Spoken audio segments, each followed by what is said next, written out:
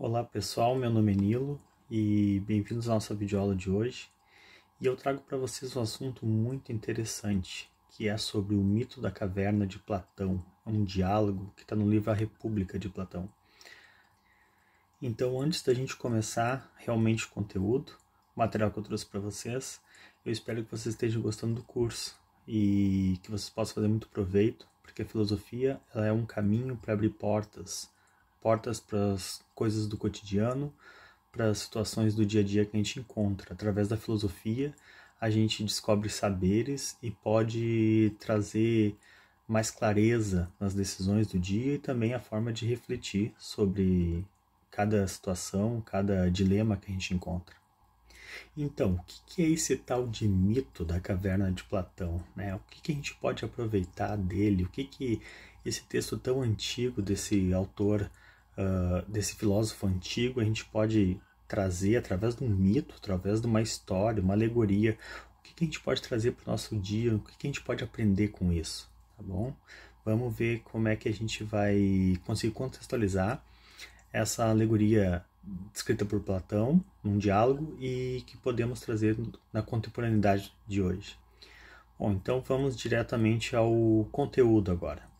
Platão narra uma história alegórica chamada O Mito da Caverna ou Alegoria da Caverna em sua obra mais complexa, A República.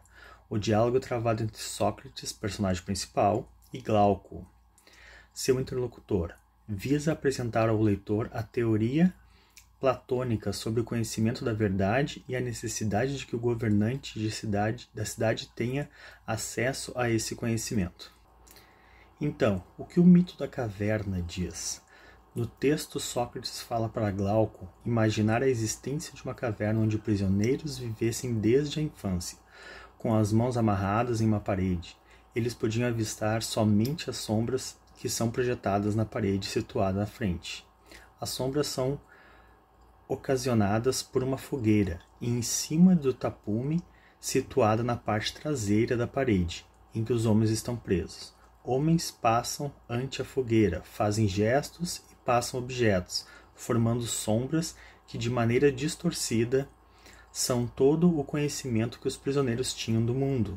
Aquela parede da caverna, aquelas sombras e os ecos dos sons que as pessoas de cima produziam era um mundo restrito dos prisioneiros, ou seja, eles só conheciam aquilo. Para eles, aquilo ali era o mundo que eles viviam. Só existiam aquelas sombras e aqueles sons que eram disponibilizados pelas pessoas que passavam ali. Então, continuando. Repentinamente, um dos prisioneiros foi liberto. Andando pela caverna, ele percebe que havia pessoas e uma fogueira projetando as sombras que ele julgava ser a totalidade do mundo.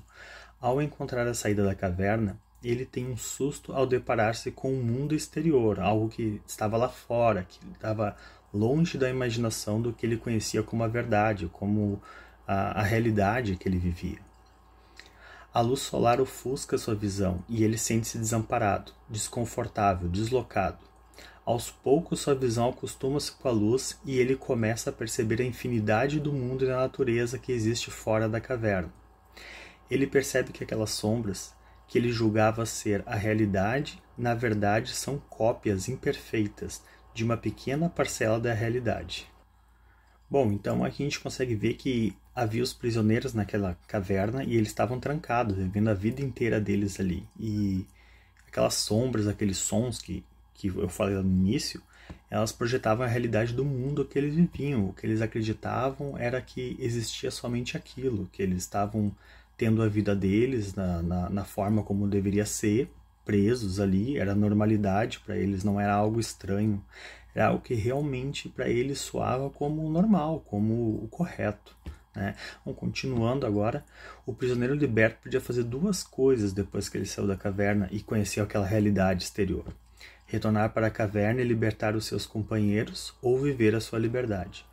Uma possível consequência da primeira possibilidade, voltar para a caverna e libertar os companheiros, seria os ataques que sofreria de seus companheiros, que o julgariam como louco, mas poderiam ser uma atitude necessária, por ser a coisa mais justa a ser feito. Então, aqui é um ponto-chave que a filosofia apresenta, a descoberta das coisas, e também já um dilema, já uma decisão, algo ético, que fosse certo a ser feito, libertar as pessoas, levar para eles o conhecimento da realidade, um mundo diferente. Então aqui a filosofia já nos apresenta essa introdução, já nos apresenta essa parte da descoberta, né? Algo muito interessante. Bom, então aqui Platão ele está dispondo hierarquicamente os graus de conhecimento com essa metáfora, falando que existe um mundo de conhecer, de saber, o que é mais adequado para se pensar um governante capaz de fazer a política com sabedoria e justiça. Aqui Platão está dando uma ênfase ao governante, o que o governante precisa conhecer, o mundo, a realidade, algo além da vista dele para poder exercer o papel que realmente ele, como líder, deve exercer. Bom, agora continuando, falando mais um pouco sobre a obra, sobre o livro, a obra A República de Platão. Com certeza, talvez a obra mais complexa e completa de Platão. Composto por 10 livros, a obra fala sobre as várias formas de governo e política para chegar a um modelo político ideal, segundo Platão. Para chegar à formulação de sua teoria, o filósofo passou por elementos característicos da vida humana, como estética, a arte, o conhecimento. Ao longo do diálogo, narra a trajetória de Sócrates, buscando estabelecer teoricamente como seria o governo perfeito na época dele, buscando com todos os ideais, os pensamentos filosóficos dele. O conhecimento é, para Platão, o elemento primordial de um bom governante. Então, Platão afirma que o filósofo deve ser como um prisioneiro liberto da caverna, adquirindo a busca pela verdade. Novamente aqui enfatizando o fato de que o prisioneiro vivia no mundo, no caso ele falando de governantes, a gente pode trazer para nós também o mundo que a gente vive, a situação que a gente vive, como a gente enxerga, na verdade. Então a gente se coloca no lugar do prisioneiro, enxergando o mundo sempre da mesma forma, com a mesma realidade, sem conseguir abranger os horizontes, ampliar os horizontes e assim acabar conhecendo mais elementos que possa fazer nós refletir e entender as coisas numa perspectiva diferente, e às vezes começa a fazer sentido quando a gente busca refletir sobre situações que podem nos incomodar ou podem nos parecer injusto ou inadequado no nosso dia, no nosso país, na nossa cidade, na nossa escola. Então a gente começa a enxergar as coisas de uma perspectiva diferente, reconhecer que existe um mundo além daquilo que está só diante da nossa frente. Então passa a fazer muito mais sentido. Por isso o ato de refletir, o ato do pensamento filosófico, do conhecimento filosófico, do conhecimento das obras que nos contextualizam através dos pensadores, grandes possibilidades de ampliar a nossa visão de mundo. Então eu queria mostrar para vocês o livro, eu tenho uma cópia aqui da República. Esse aqui é a adaptação de Marcelo Perini, é da editora Scipione, e existe um diálogo completo, de um tema completo sobre a forma de governo aqui, mas nós estamos utilizando somente o mito da caverna para nossa videoaula hoje, que eu quis trazer para vocês, para contextualizar no nosso tema que a gente já vem estudando. E então eu passei para vocês somente essa parte, porque eu acho interessante dentro do tema que nós estamos estudando. Então agora, para dar sequência à nossa aula e falar mais um pouco sobre o mito da caverna, vou trazer algumas conclusões para vocês entenderem o quanto é importante conhecer essa alegoria e o quanto é importante enxergar nessa alegoria situações que trazem esclarecimento para nossas questões do dia a dia, do cotidiano. A metáfora proposta pela alegoria da caverna pode ser interpretada da seguinte maneira: sobre os prisioneiros.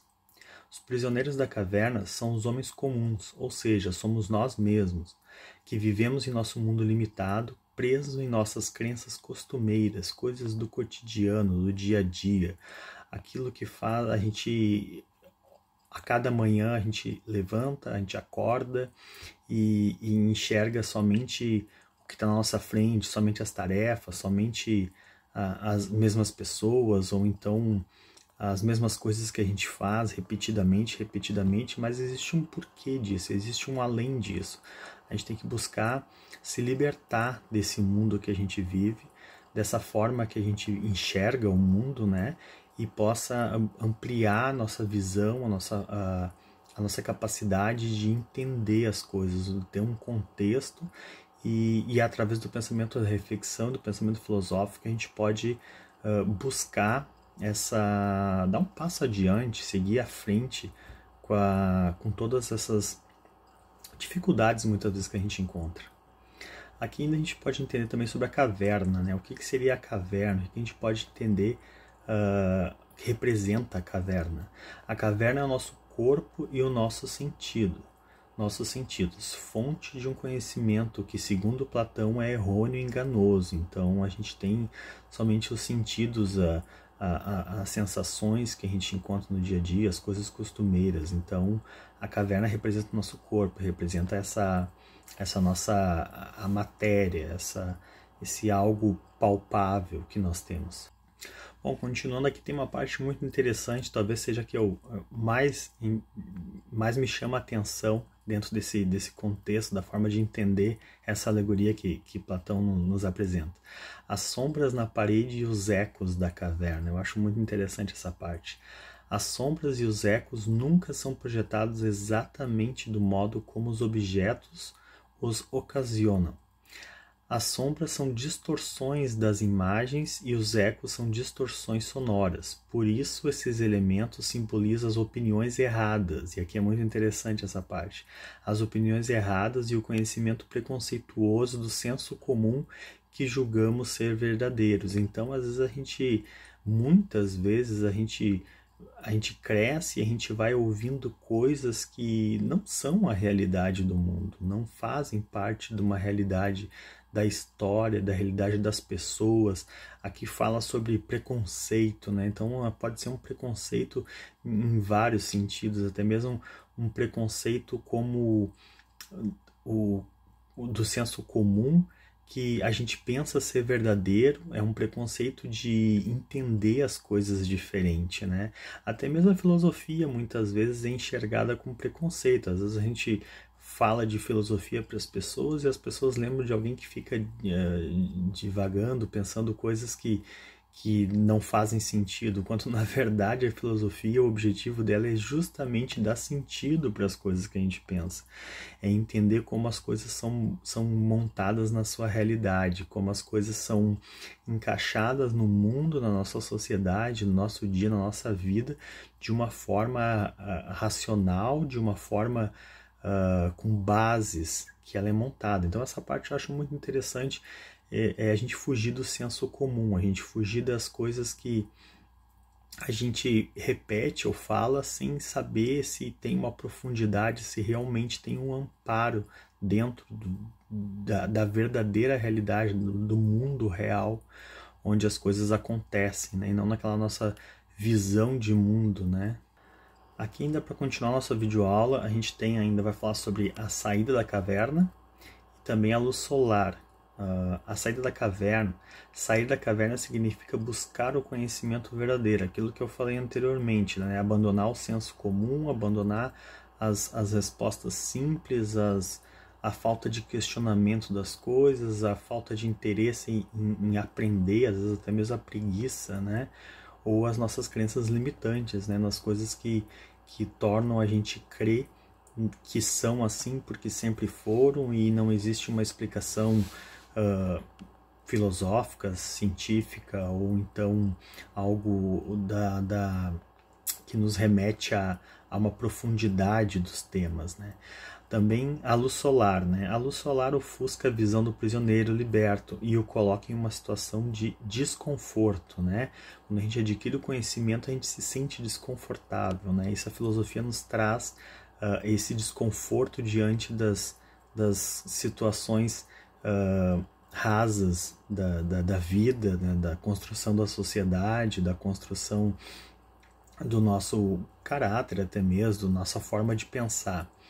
Então, esse conhecimento verdadeiro faz a razão e a filosofia. Então, essa luz seria como se fosse o conhecimento, né? A razão, a filosofia, nos ofuscando a nossa visão, né? Como o prisioneiro que saiu da caverna e que encontra essa dificuldade de entender, de compreender, de certa forma, em algum momento até de aceitar. Então, o dilema dele era voltar e libertar os outros que, na verdade, poderiam até mesmo lutar para ficar dentro daquele mundo que para eles era tudo e na verdade era uma distorção da realidade, que realmente existia um mundo inteiro lá fora, existe toda uma gama de situações de vida que eles poderiam ter, poderiam vivenciar, e eles ficam presos naquela caverna, naquele mundinho deles, né? Isso remete a nós também, né? Quantas vezes a gente acaba optando por ficar no nosso pensamento simples sobre as coisas, sem profundidade. E às vezes a gente conhece algo, quando a gente estuda filosofia, a gente conhece algo além, a gente conhece uma outra forma de enxergar as coisas, e quando a gente vai passar para as pessoas têm limitações, as pessoas não querem saber, as pessoas muitas vezes te julgam como esquisito, ou como, sei lá, como uma pessoa que está pensando em coisas que não precisa ser questionadas, né? Por que questionar? Porque isso aqui sempre foi assim, meu avô pensava assim, meu pai pensava assim, meus irmãos pensam assim, eu sou o irmão mais novo, estou pensando diferente, eu sou rebelde. Não, a rebelde está buscando conhecimento, está buscando aprender, evoluir como ser humano.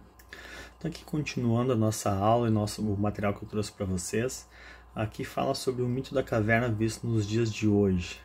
Trazendo a alegoria da caverna para o nosso tempo, podemos dizer que o ser humano tem regredido constantemente ao ponto de estar cada vez mais vivendo como um prisioneiro da caverna, apesar de toda a informação e todo o conhecimento que temos à nossa disposição. E aí a gente não tem como fugir do conhecimento à nossa disposição quando a gente fala da internet, né? O advento da internet, ele nos trouxe muitas possibilidades de saberes, de conhecer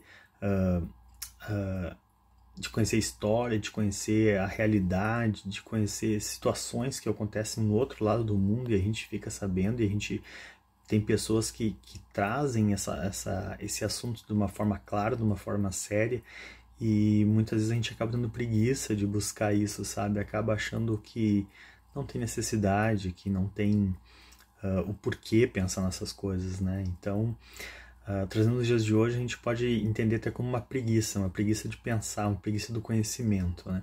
As pessoas têm preguiça de pensar. A preguiça tornou-se um elemento comum em nossa sociedade, estimulada pela facilidade que as tecnologias nos proporcionam. Então, sobre essa questão das tecnologias, elas proporcionam sim facilidade. Tu quer pesquisar algo, tu coloca na internet, bota no Google e tu vai encontrar facilmente a informação, mas pensar, a informação não faz tu pensar se tu não refletir sobre ela, se tu não querer conhecer o contexto dela, né? Se tu não... A capacidade, não a capacidade, mas a vontade de exercer a reflexão, ela não depende só de tu ter informação, de tu ter aquela notícia para ti, né? Ou ter uma facilidade de adquirir algo. Ela passa pela pessoa, pela vontade, pela necessidade de querer conhecer mais. Continuando aqui, falar sobre a preguiça intelectual, né? Tem sido talvez a mais forte característica do nosso tempo. A dúvida socrática, o questionamento, a não aceitação das afirmações sem antes analisá-las, elementos que custaram a vida de Sócrates na antiguidade, hoje são desprezadas, né? Com toda a tecnologia que a gente tem, com toda a capacidade de adquirir conhecimento, são desprezadas, né? Por isso que fala que a humanidade caminha como se estivesse regredindo. A política, a sociedade e a vida comum deixam de ser interessantes para os cidadãos do século XXI, que apenas vivem como se a própria vida tivesse importância maior que a preservação da sociedade. Então, fala sobre a importância de tu ter um conhecimento, de tu ter uma visão de mundo ampliada para benefício da sociedade, não das coisas simplesmente que a gente quer, que a gente deseja, que a gente quer satisfazer a nossa necessidade momentânea acima de qualquer situação que possa fazer um bem maior, né, para o meio que a gente vive. Aqui então, continuando o nosso material, fala sobre as notícias falsas, né, algo que tão pautado nos dias de hoje, né, estão enganando cada vez mais pessoas que não se prestam ao trabalho de checar a veracidade e a confiabilidade da fonte que divulga as informações, né? Tão falada fake news, né? Que estão divulgadas nas redes sociais, né? WhatsApp, Facebook, Twitter, em inúmeras plataformas, né? E as pessoas recebem essas informações plantadas muitas vezes por alguém que tem uma intenção por trás disso, né? No nosso país a gente teve eleições decididas ou montadas, campanhas montadas em cima de mentiras, né? Em cima de notícia falsa.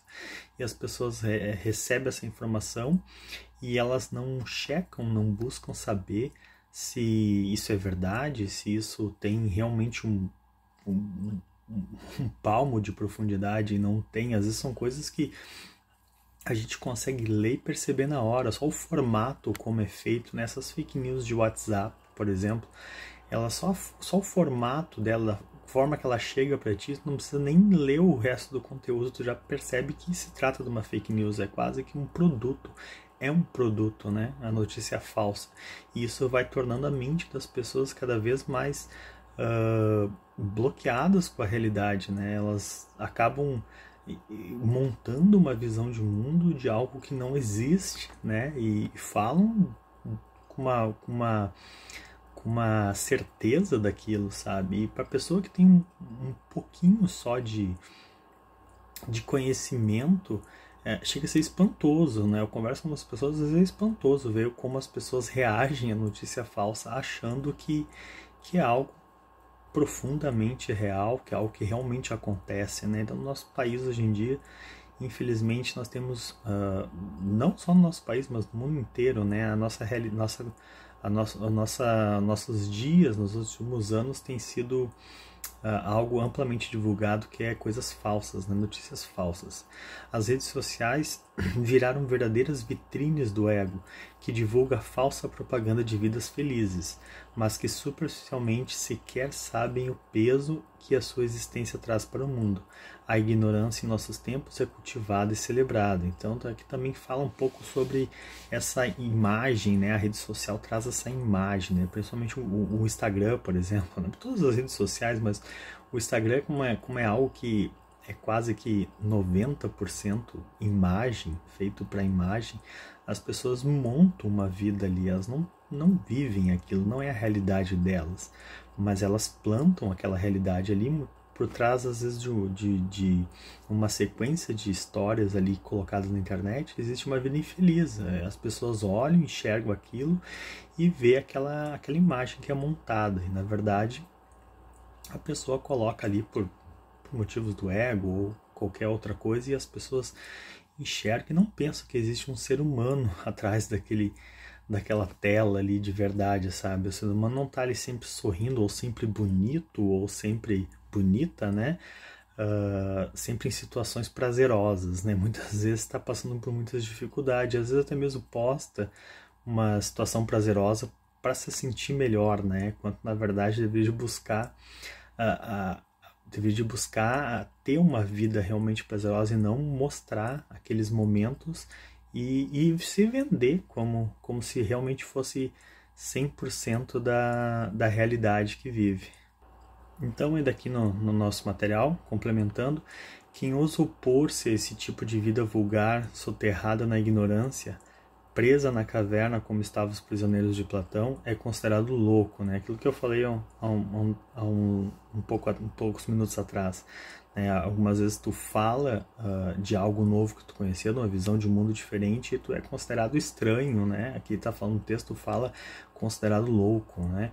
Os escravos presos no interior da caverna não percebem que são prisioneiros, né? Eles não enxergam que aquela realidade que eles vivem, né? Isso a gente traz para nós mesmos, não percebe que aquela realidade limitada de conhecimento superficial é uma prisão, né? Então o conhecimento te liberta, né? O conhecimento te traz enxergar algo que está além daquelas sombras, né? Então isso que o mito da caverna fala, justamente tu sair da sombra, sair da ignorância, sair da escuridão e tornar em direção a um mundo que é amplo, né? Que é diverso, né? Então, continuando aqui, assim como as pessoas que estão presas na mídia, nas redes sociais e no mar de informações falsas ou informações irrelevantes, cultura inútil muitas vezes, desinformantes da internet, não percebem que estão sendo enganadas, elas são enganadas pelaquilo dali, ela não é a realidade que realmente faz a gente entender o mundo que nós estamos vivendo, né? Vivemos na época do predomínio da opinião rasa, do conhecimento superficial, da informação inútil e da prisão cotidiana que arrasta as pessoas cada vez mais para a caverna da ignorância. Então, eu quis trazer eu acho muito interessante essa alegoria da caverna, porque ela de uma forma muito didática, né? É bem fácil de entender. Aqui a gente eu trouxe um material que fez uma boa explicação, que traz de forma bem didática e interessante para a gente compreender o que o mito, e eu deixei um material para vocês também, então vocês deem uma lida no material complementar que vocês vão conseguir captar mais ainda, não só assistam a videoaula, mas também leiam o material e pensem, né? Enxerguem e vejam como as pessoas têm sido presas na ignorância, têm sido prisioneiras da falta de conhecimento, da falta de visão de mundo. Isso é importante a gente pensar nisso.